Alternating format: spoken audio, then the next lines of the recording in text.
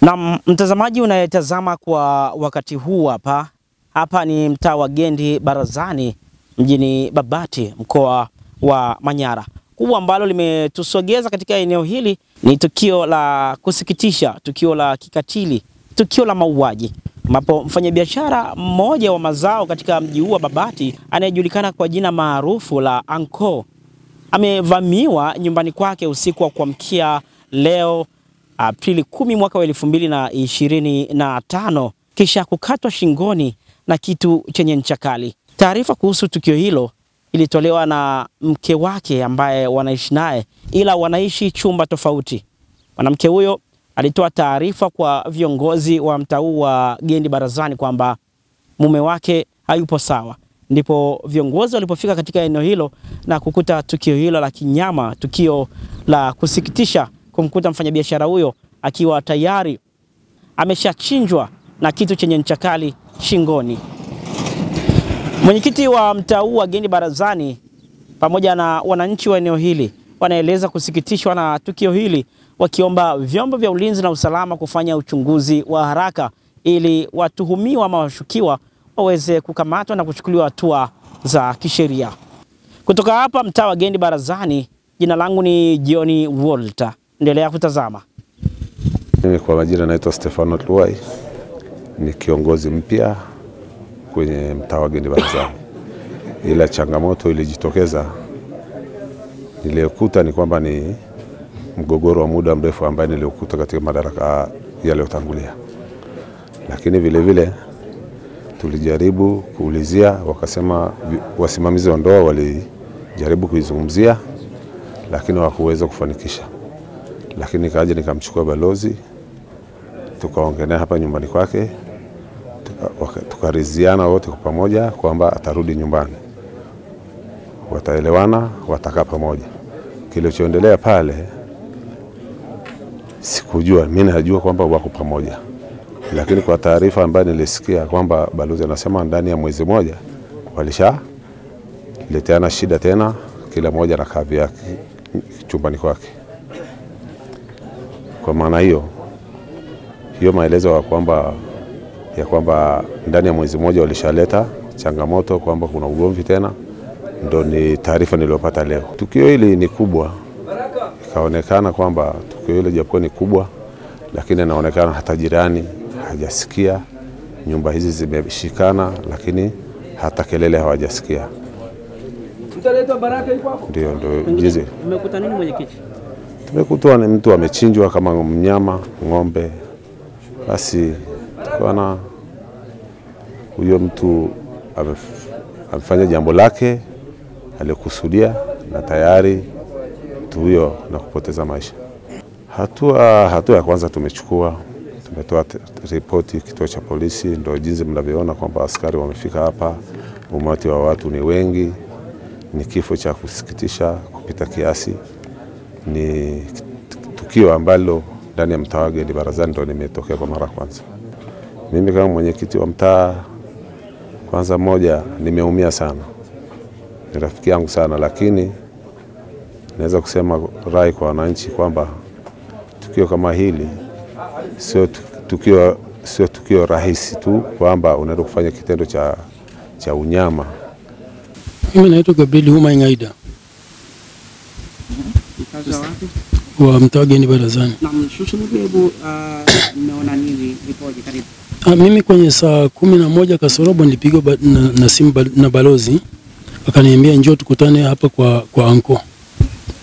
Sasa kwa kweli nilijiandaa kwa haraka zaidi, nikakimbia nikaja nikamkuta. Tulipofika tulikuta geti limefungwa. Baada ya geti kufungwa, balozi akamgongea mama mwenye nyumba. Mama akafungua nyumba, tukaingia, mama yuko ndani, lakini tulikuta kama vile wanahangaika. Sasa kumuuliza balozi ni nini, akaniambia mama huyu kanipigia simu kwamba mume wake analia ndani. Na si baadaye tukamuuliza kama hapa ni kwako na mwanaume analia ndani, kwani ni mume wako, kwani hujaingia? Sasa sijaingia. Umefungua mlango? Sijafunga mlango, uko wazi. Sasa mimi siujui. Nalala chumba kimoja? Sasa hatulali chumba kimoja. Kweli hawa watu walikuwa na mgogoro wa muda mrefu na mke wake, ulisuluhishwa, wakarudiana, wazee walilimaliza hilo. Lakini baada ya wazee wale kulimaliza hilo jambo,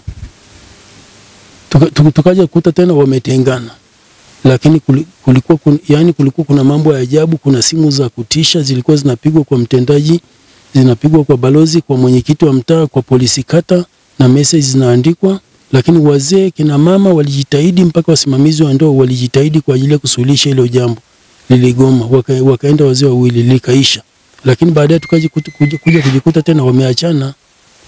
Kuja tena kuachana, wametengana. Baada ya kutengana tena, imechukua kama mwezi na kitu, ndio ghafla tukalikuta ile tukio. Lakini huyu bwana usiku alikuwa anaangalia mpira kijiweni mpaka saa 5. Mimi sikuwa naye, lakini yule alipokuwa anaangalia mpira aliniambia, na waliokuwa naangalia nao mpira walisema tulikuwa nao kijiweni. Message alikuwa anatumwa bwana mmoja, sio, anasema yuko Dodoma, na mwanamke hapa nyumbani alikuwa anaondoka. Inavyosemekana na ilivyosemekana, kabla ya mwaka mpya alikuwa Dodoma kama wiki nzima bila kuaga. Amesema anaenda kwao, lakini alikuwa Dodoma. Mwanamke.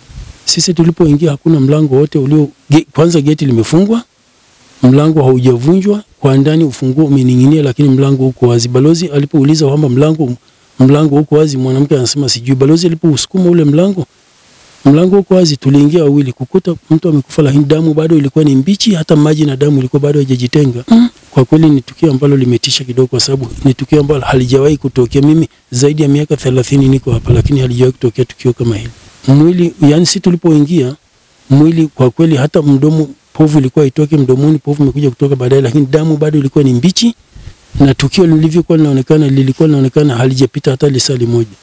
Sasa si baada ya kukuta na kuzunguka hatukuona kitu yote, lakini tulikuja kuona huyo mtu aliyefanya ile tukio alipotokea amekanyaga kitanda, amepanda ukuta, juu ya ukuta ameruka. Kwa hiyo kwa ndani na ukutani na pale alipoteremkia kwenda nje tulikuta kwamba kuna damu.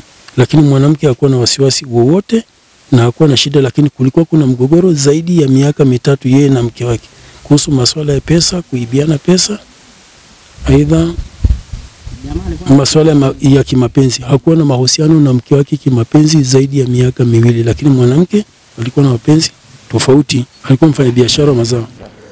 Kwa majina naitwa Janes Joseph Darabe, ni mkazi wa kata Asinge.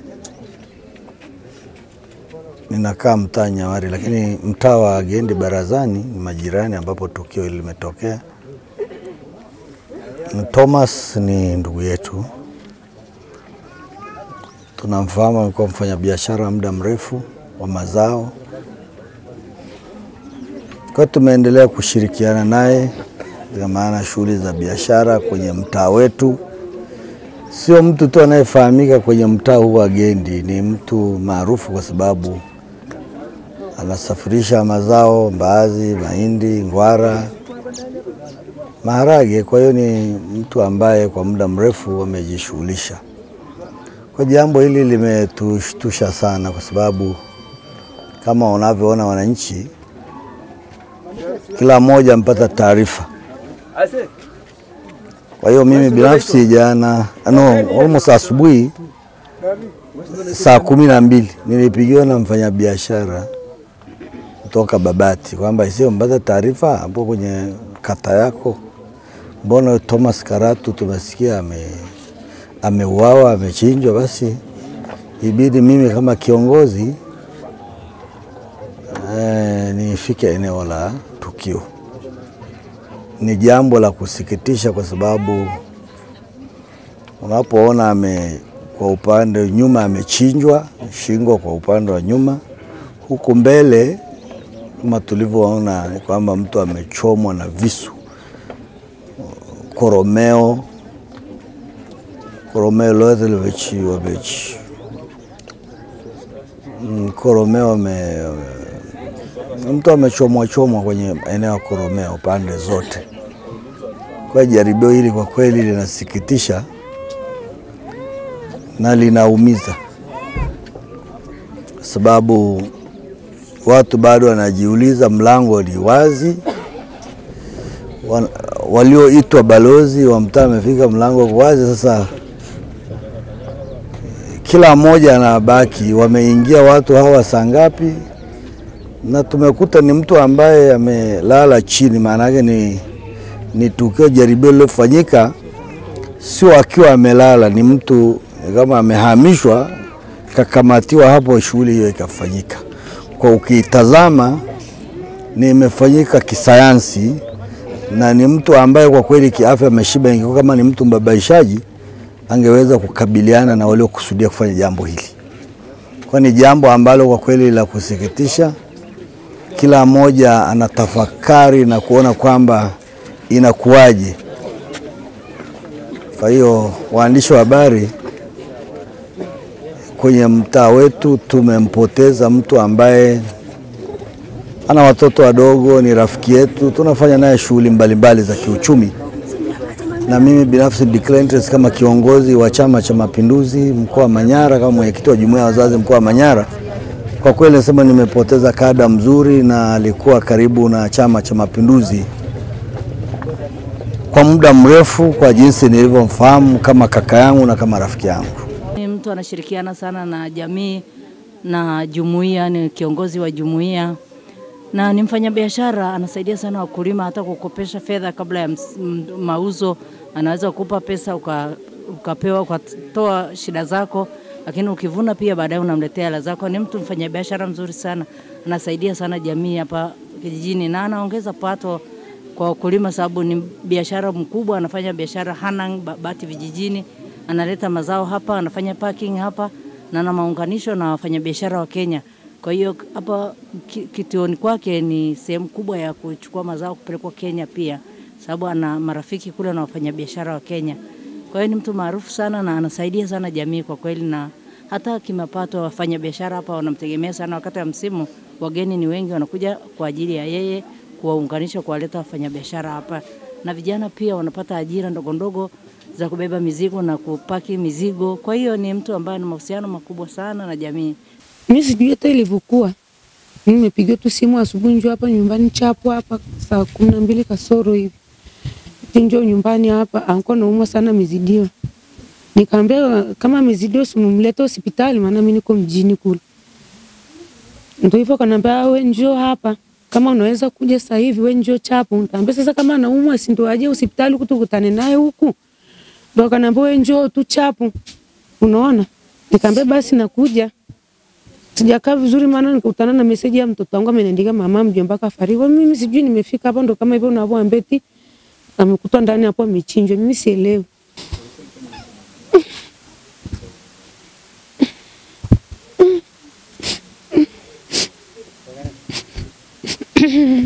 Siwezi kueleza kwa kweli, mimi naumia sana.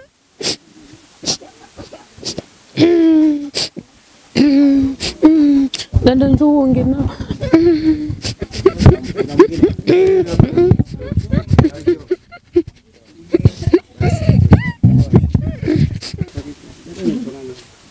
Naitwa Lucia Karata.